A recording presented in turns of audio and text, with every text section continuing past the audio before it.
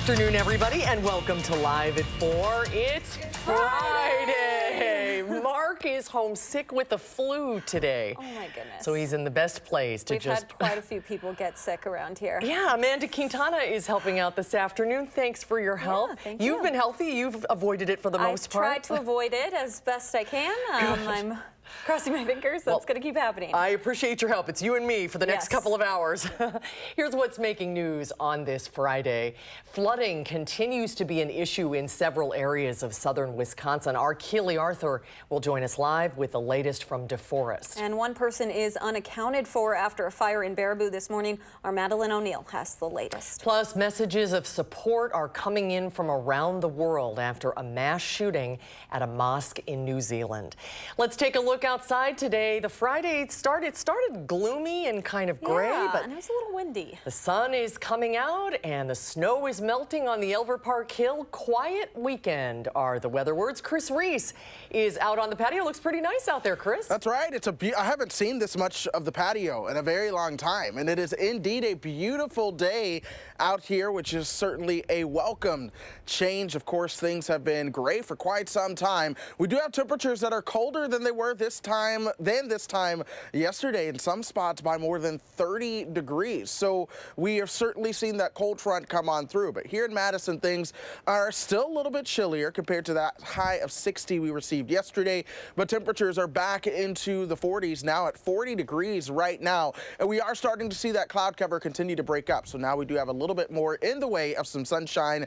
Wind still out of the west and northwest at 14 miles per hour. So it is indeed breezy. We have a wind chill right at the freezing mark out there right now. Now, if we do plan the rest of your Friday afternoon there, it's hard to keep track of the days sometimes. We're going to see a little bit more cloud cover gradually giving way. Temperatures are going to fall back through the 30s and eventually into the 20s by tomorrow morning. But we are counting down towards spring, my friends, and we are now just 5 days away from the vernal equinox. So that is coming up very soon, and I know a lot of folks are pretty excited about that. I do want to go ahead and show you guys traffic and how that's shaping up. Right now, this is East Wash at Highway 30. So far, traffic is moving along. We are starting to see your typical slowdowns on the Beltline and downtown as well. And of course, with some of the flooding, there are plenty of road closures across Dane County as well. No big issue showing up, although there is a minor accident on the east side right now. But of course, we'll keep you guys up to date on that Friday afternoon rush hour as we go throughout the show. All right. Thank you so much, Chris. 5 Anytime. days. Yeah, it's 5 days, counting down. Chris, thanks so much. We'll check back in just a little while. First at 4, the village of DeForest is still dealing with all kinds of issues due to flooding, including gas and power outages and road closures. Our Keely Arthur is there now, where families were evacuated overnight. Keely? Well, things are looking up. The sun is out. The water is receding, but the damage already done here in DeForest. The Yahara River extremely high this afternoon, even higher last night, overflowing into homes here, prompting about a dozen evacuations. Now, the village's director of public service said high river levels, high temperatures, melting snow, and the frozen ground created flooding unlike anything they've seen here. We've certainly had some higher rain with some stormwater impact events, but in talking with the community as we were out yesterday, no one has ever seen or experienced anything like this. The water is receding, as we mentioned, but the village is handing out sandbags. Village Hall and the fire department have those available. And roads opening up back here. County Highway V's bridge was closed overnight into the morning. It is now open, but some streets, including Hallam Street, which is east of us, really hit by flooding. That remains closed. And we're going to speak to some homeowners over there coming up on News 3 Now at 5. Back to you. Hope everyone in DeForest gets a chance to dry out this weekend. Keely Arthur reporting live. Keely, thank you. Officials are searching for a woman who is still unaccounted for after a house fire in the town of Baraboo this morning. Our Madison O'Neill is back from Sauk County, and she joined us here in the studio with the latest. Maddie? Well, the house in the rural Baraboo area is considered a complete loss, and investigators are trying to figure out what happened. They're also systematically working to find the adult woman. You can see from this picture, the house on Terrytown Road was engulfed in flames. Officials couldn't tell us how many people live in the single-family home, but they say there were people inside at the time of the fire. Firefighters got the call from a passerby just before 7:30 this morning. By around 8, about 30 firefighters from area departments had been able to extinguish the flames, but with the house at the top of a hill, the location and weather made things a bit difficult. The weather itself, with the thawing temperatures, the ground is soft, and tankers full of water. You figure 8 pounds to the gallon, a 2,500-pound tanker. You try to take that up a driveway that isn't paved, it's going to sink. And so they have to get the water there by hose. While officials are unsure whether the house had smoke detectors, they say this is a good reminder for everyone to check theirs at home because they can really make a difference. And the state fire marshals are helping Sauk County and the Baraboo Fire Department with the investigations. The Salvation Army is helping out affected family members. Of course, we'll keep you updated on the woman who, as of right now, is still unaccounted for. Thank you so much, Maddie. Thanks, Maddie. We have an update tonight on the investigation of a Madison teacher. MMSD announcing today that Robert Muller Owens is resigning from the district. He is accused of physically attacking a child at Whitehorse Middle School in February.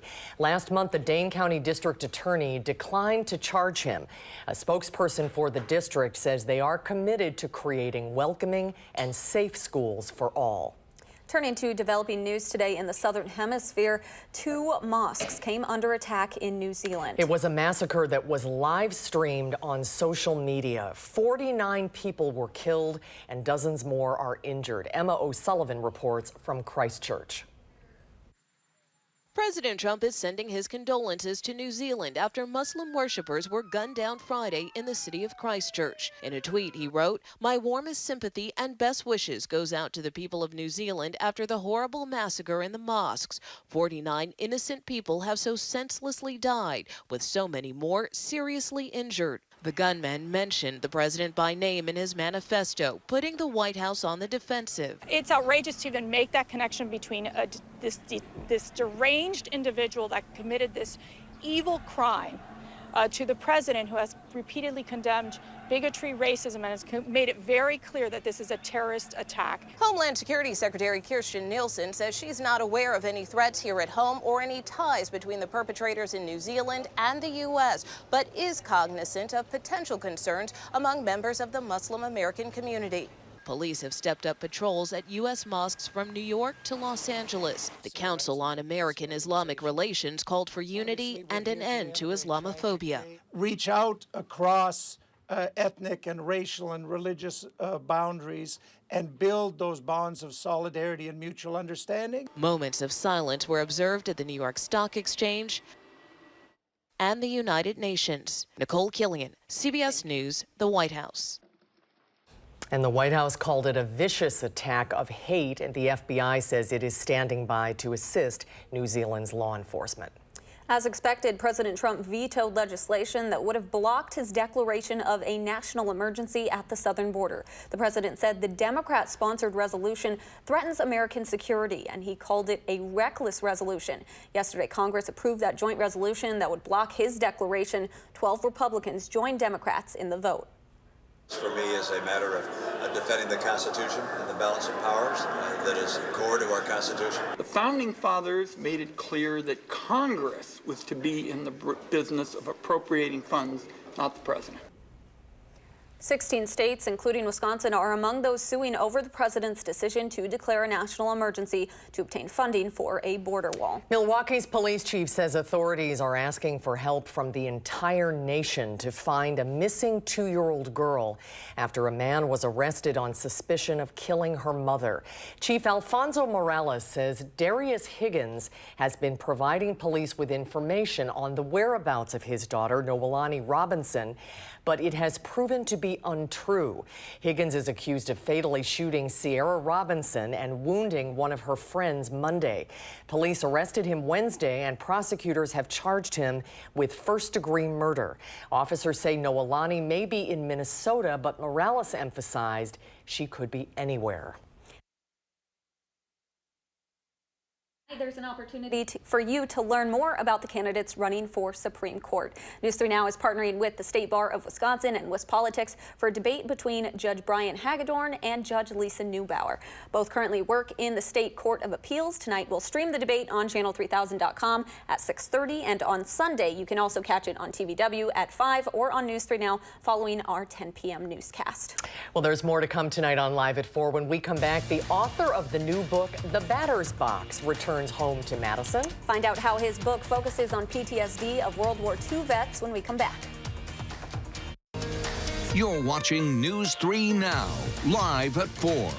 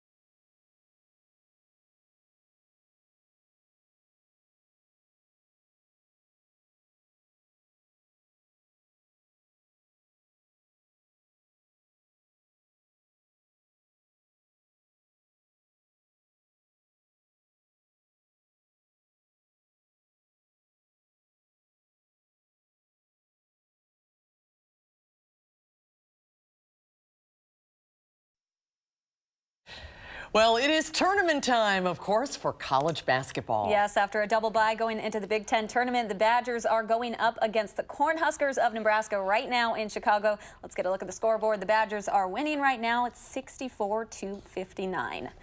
A company in New York is transforming the way concert goers enjoy live music. They're adding an element of surprise to the experience. So Far Sounds sells tickets to concerts where the ticket holders don't learn the venue's address until the day before the event. The performers of the concert even remain a mystery until the show starts. We want people to discover their new favorite band. We wanted them to discover a genre which they'd never listened to before.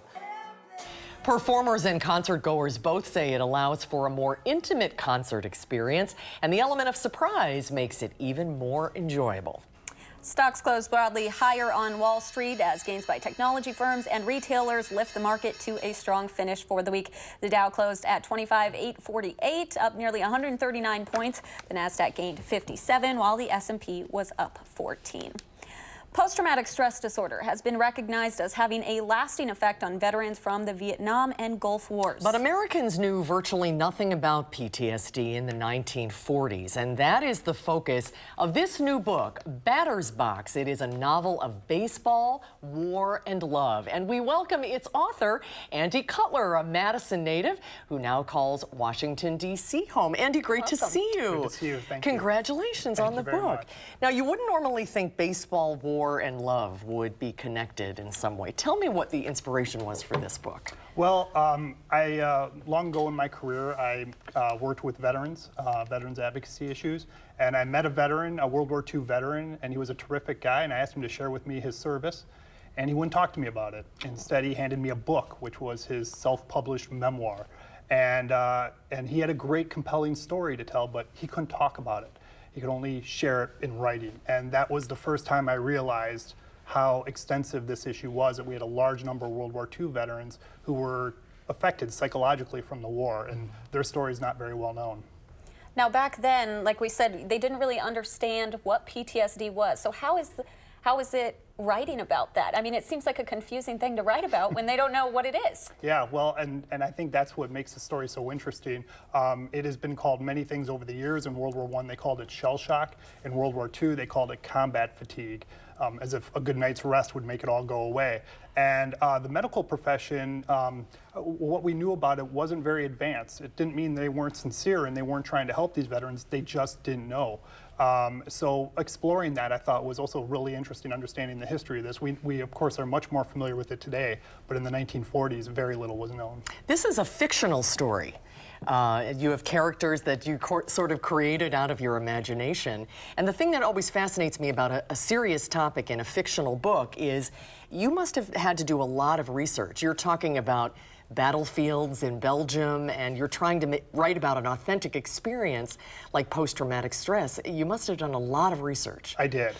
First and foremost, as I spoke to a number of veterans, young and old, who have been affected by this, and in some cases, some shared more with me than others, but that was very helpful in understanding it. In terms of the historical aspects of some of the combat scenes that I write about, I did a lot of reading.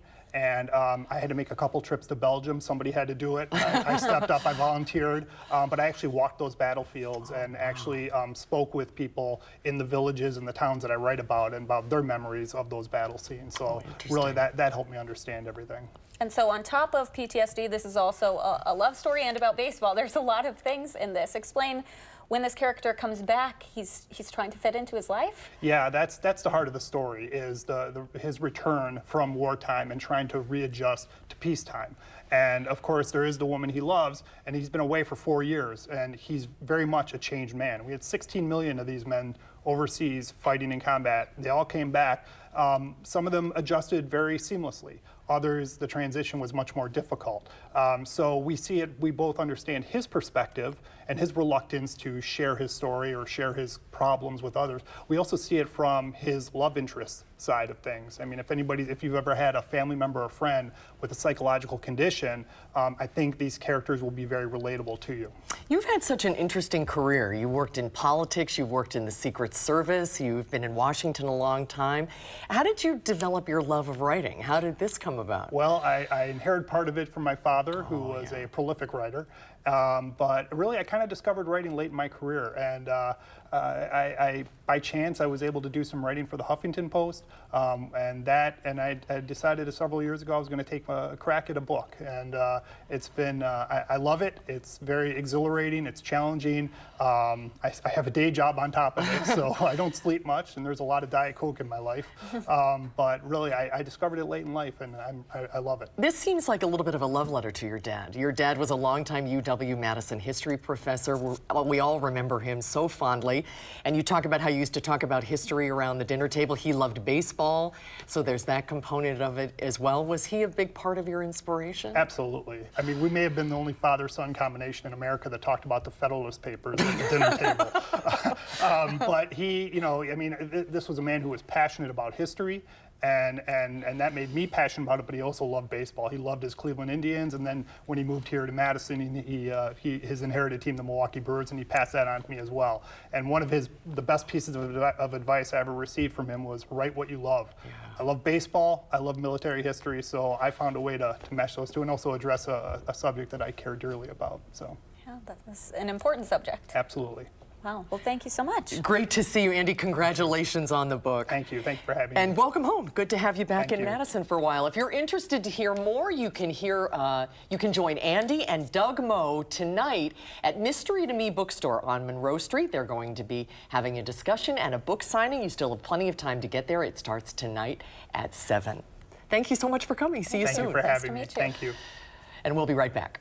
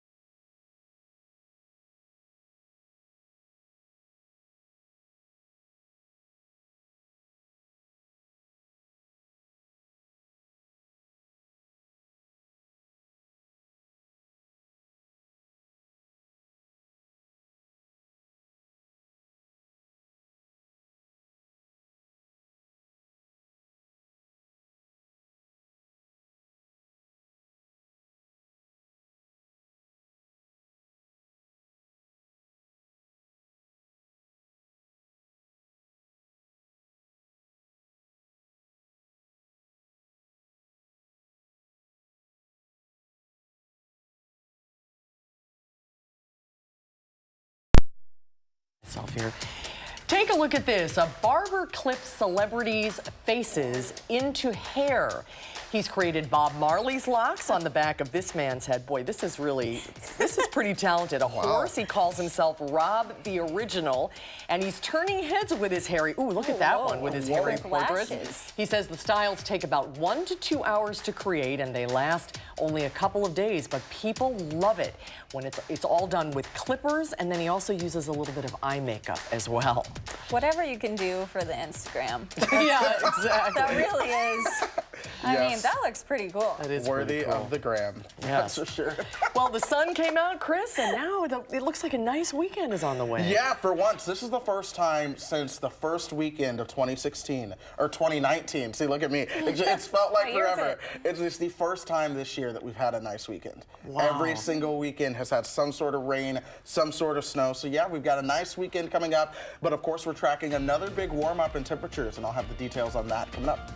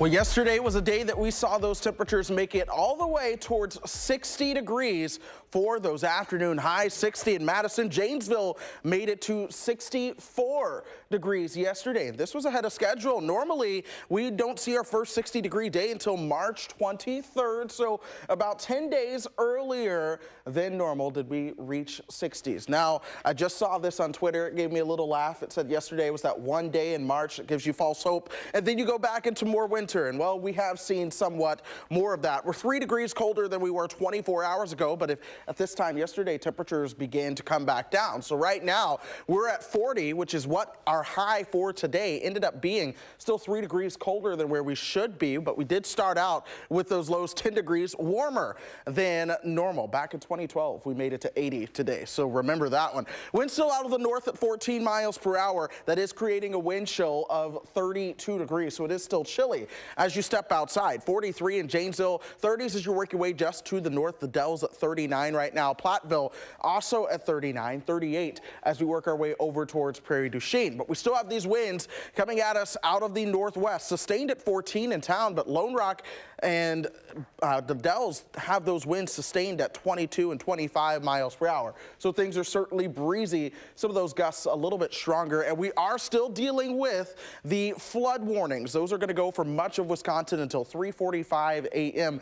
as those rivers continue to crest with all that snow melt running off into the rivers. Thankfully, no rain coming down. In fact, if anything were falling, it would be snow right now. We did see some flurries. Those are mainly working their way off towards Lake Michigan. Still up in the Northwoods, we do have a little bit of flurry activity coming on down here, but the air fairly dry, so I'm not too concerned about that. But here's that cloud cover, the back edge of that moving on out, so I do think we'll get in on a period of clearing skies, but then start to watch the clouds that develop from the north and west, and those begin to stream on in here. This is where we'll have our chance for at least some flurries as we go through the rest of the overnight hours. Now back across the high plains, plenty of sunshine. The reason for this is we actually have high pressure in control just towards the south of Denver there. That high pressure is going to really dominate the weather pattern as we go through really the weekend into parts of next week as well. The only thing we have to pay attention to is this weak little front. It's going to be sliding southward here as we go through the next couple of days. It's going to keep cloud cover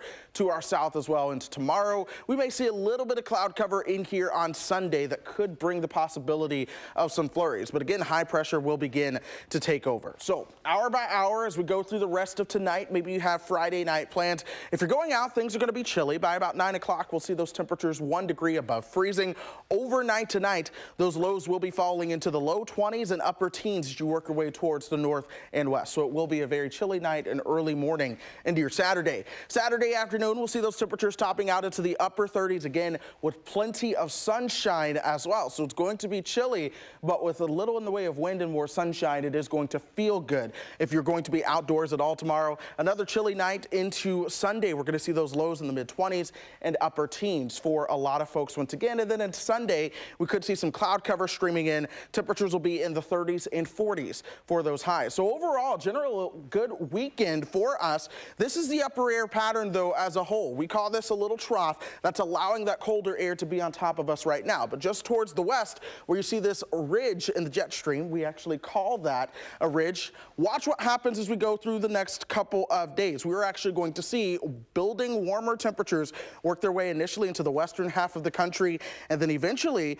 towards us here in the upper Midwest as well. So there's a lot of warmth that we are seeing on the horizon. While yes, things are cold right now, as we go through the next 10 days, we're going to watch our temperatures gradually get warmer. By next weekend, we are talking temperatures not just in the 50s, but the mid and perhaps upper 50s as well. The only caveat is, yes, there is a chance for some showers and thunderstorms to come along with that. Tonight, decreasing clouds will be colder. Expect those lows right around 22 degrees. And then as we head into your Saturday, we're going to top out around 38. Mostly sunny, still a fairly chilly day as you are outside. But the next 10 days, really not too shabby, especially compared to what we have dealt with lately. 41 for your Sunday. That's also St. Patrick's Day. Again, there is a slight chance of flurries there, and I think we'll take it compared to some of the other weather that we've had. More sunshine really through the work week. Unfortunately, this could be our only nice weekend because next weekend is looking stormy at the moment. So take it. Nice though, yeah. The temperatures look nice, but take the sunshine. Get outdoors. We all need it. It looks great this weekend for the St. Patrick's Day parade too downtown. True. Yeah, 22nd annual one. So if you are going to be there, it looks great. I don't know what else to say. I'm really excited about it. I know, seriously. We've needed this for a long time. Oh, yeah. Looking forward to it. All right, thank you, Chris. Well, Chris and Amanda will both be here over the weekend, so they'll be watching the weather for you on News 3 Now. And then on Sunday, Jane Pauley is back on CBS Sunday Morning, and earlier today, we chatted about what's coming up on the broadcast this weekend. Okay, hi, Jane. Tell us what's coming up this weekend on Sunday morning. Oh, hi, Susan. With the political season upon us, we'll chat with a Veep we can all agree is hilarious. Julia Louis-Dreyfus, who went from Elaine on Seinfeld to the White House on the HBO series Veep, and battling breast cancer in real life along the way. Sitting down with our Tracy Smith, she talks about that. I mean, you were sick, right? And you're still doing the table reads? Yeah, still doing the table reads, but nothing beyond that, I will say. I mean, then I had to really sort of hunker down and just focus on getting better, which I did. But then coming back to this, you know, it's sweeter than ever because, I don't know, it's a great gift to be able to do what you love. Not everybody gets to say that, you know, and I really love doing this. Julia Louis-Dreyfus this Sunday morning. Susan? Boy, it's great to see her looking so well. The show is so funny. Absolutely. It's great to have it back. What else is on the show this weekend? Well, a whole lot, as usual. Lee Cowan heads into the wild to meet Delia Owens, whose first novel, Where the Crawdads Sing, is a runaway bestseller. And Martha Teichner drops in on America's Test Kitchen, where they test absolutely the best recipes for just about everything. And I've learned a better way to boil eggs. Oh. You'll want to take notes. Yes, we were looking forward to that. Jane, thank you so much. Have a great weekend. We will see you Sunday morning. Thank you, Susan. You too. And Sunday morning airs at 8 a.m. right here on News 3 Now. You know what the trick for boiling eggs is? I actually learned it from Mark. You put a little vinegar in the water and it makes the shell come right off. Yeah, we'll see if the Test Kitchen does that on Sunday. When we come back, a trip to Wonder Park. It's the title of a movie opening this weekend that tells the story of an amusement park where the imagination of a girl goes wild.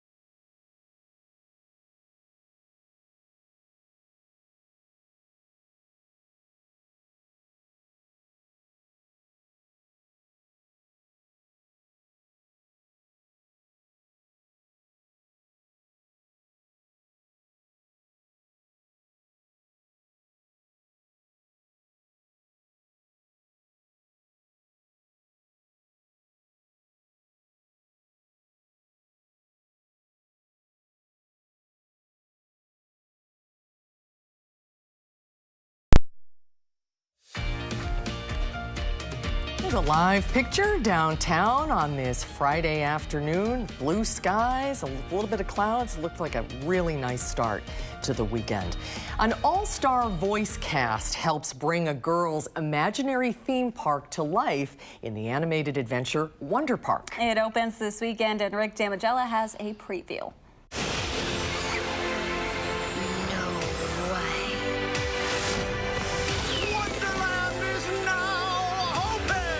A young girl finds herself transported to the theme park created in her imagination in Wonder Park. Oh, June is just a fun-loving little girl. Her imagination runs wild in any situation, and she's just not afraid to take on the world. Boomer the Welcome Bear?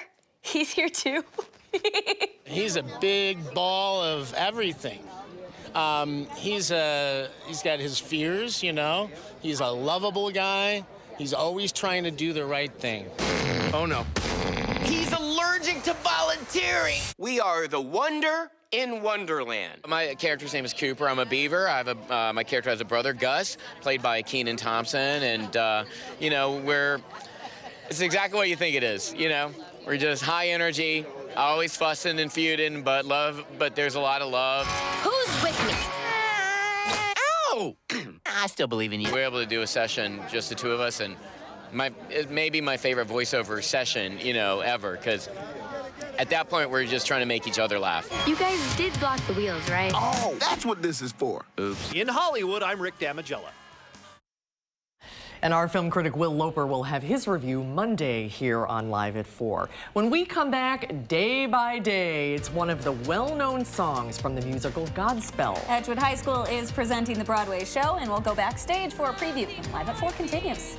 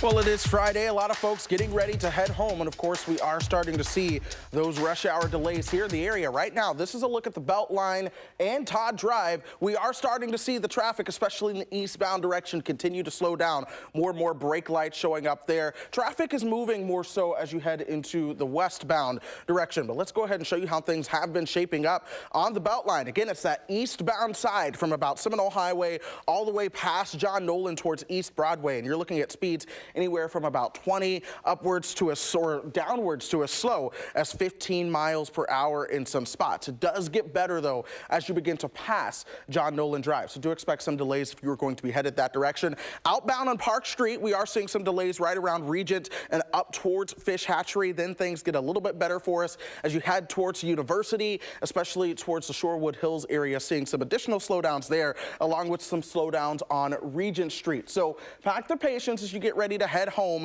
especially on this Friday. The slowest drive time right now is going to be on the Beltline eastbound from Verona Road to John Nolan. It's taking you a little over 15 minutes right now. But once you get towards the interstates or just outside of town, things do get a lot better for us with our drive times cruising along at their usual speeds with no major crashes or delays. Guys?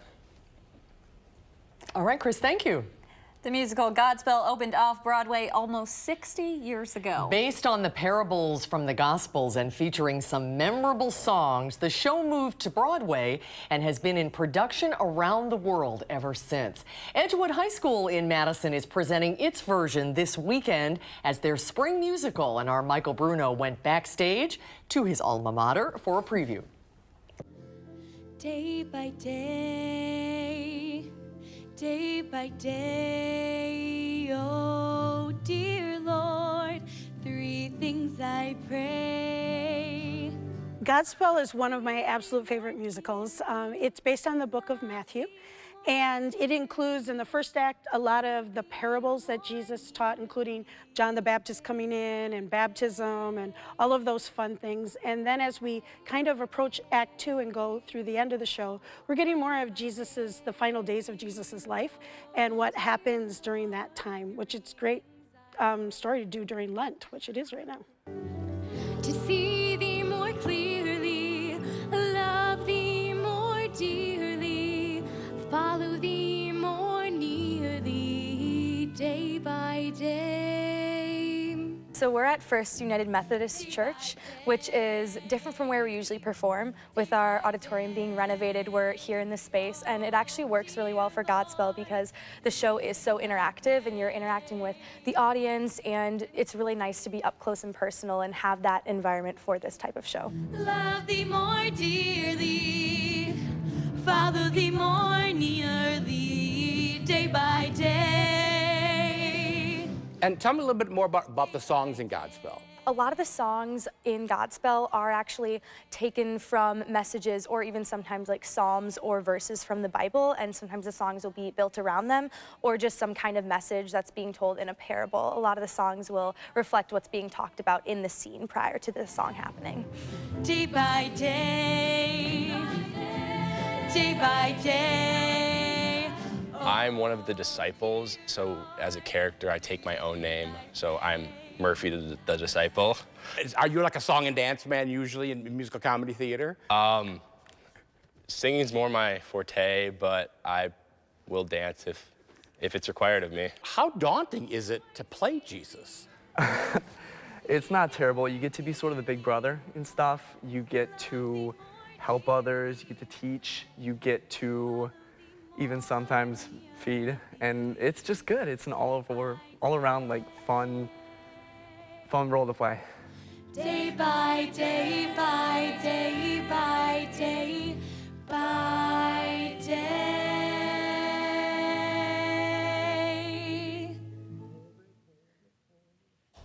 That is like the iconic song. Hello, Michael. It is. I think everybody has sung that song. They've had it done at their wedding, or they've sung that song in their youth. So it's pretty classic. The thing about Godspell that's such a great show, it's dancing, but it's really great singing. I mean, you have to have some singing chops to sing a lot of these songs. They're songs that everybody knows and loves. And it's interesting that the high school's new auditorium isn't quite finished yet. So it's nice that it's being performed in the church. So that's kind of fun to see that the surrounding in that environment of doing Godspell in the church area. So Edgewood High School is building a brand new performing arts center. That's correct, which hopefully will be finished by, well, it'll be finished by the 23rd of August. They'll have their grand premiere for the new Performing Arts Center, which will be the new theater and the new band and choral facility there. Well, that'll be a story in itself, yeah. So this will be one of the last shows that won't be in there, you think? In the new Performing Arts Center? Well, yeah, because they've torn down the high school auditorium. So Right. they made a deal with the church. They still want to do a spring musical. So they're at the First United Presbyterian Church. I can say that, can't I? Yeah, let's tell everybody that. Godspell is being performed at the First United Methodist Church on Wisconsin Avenue, as Michael was just saying, while Edgewood High School's new Performing Arts Center is under construction. It's tonight at 7, tomorrow at 2 and 7, and Sunday at 2. You can buy tickets at edgewodhs.org/drama. How about next week? Next week, it's Fresco Opera Theater's production of The Sopranos. Ooh. Yes, Don Giovanni's Demise. Oh, that'll be a good one. At the Overture Center. All right, very good. Have a good weekend, Michael. Thank you, you too. We'll be right back.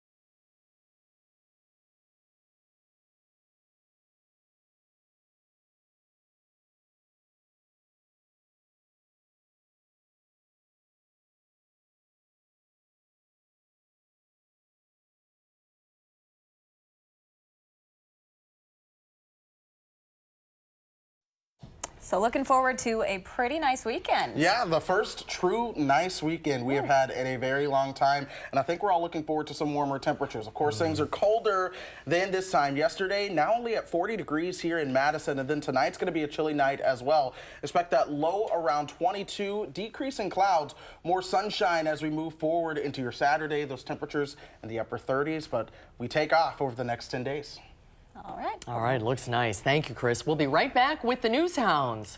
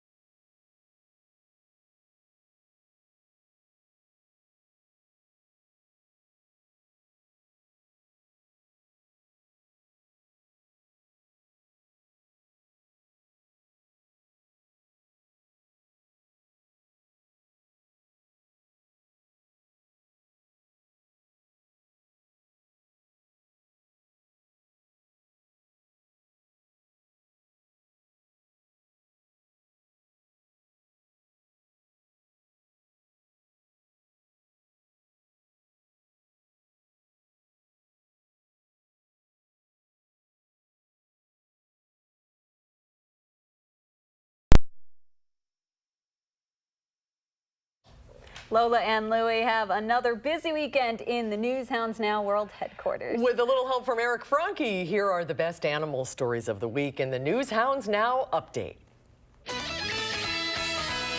It's News Hounds Now Update with Lola and Louie. This week on the News Hounds Now Update, a pig that's dazzling the art world. A newsroom goes batty. And there's a new goat in charge. But first, check out this new baby giraffe. Meet Maburo, a Rothschild giraffe that was born at the Chester Zoo in England. He's a big boy, over 6 feet tall. Rothschild giraffes are highly threatened in the wild, and it's estimated there are fewer than 2,600 across Africa. This is Picasso, so named for her ability to create art using bright, bold strokes on canvas in an animal sanctuary in South Africa. After she was rescued, her new owner noticed her love of color and paintbrushes. Her paintings can sell for almost $4,000, with the proceeds going to animal welfare. She's even had one of her artworks turned into a watch face for a Swiss watchmaker. The limited edition Flying Pig by Miss Picasso features green, blue, and pink brushstrokes and sells for $120. Things often get a little batty inside newsrooms, sometimes literally. An actual bat appeared in a TV newsroom in Columbus, Mississippi. The bat zoomed around the building before getting trapped in one of the station's conference rooms. A couple of brave staffers safely captured the bat and released it outside. And finally, there is a new goat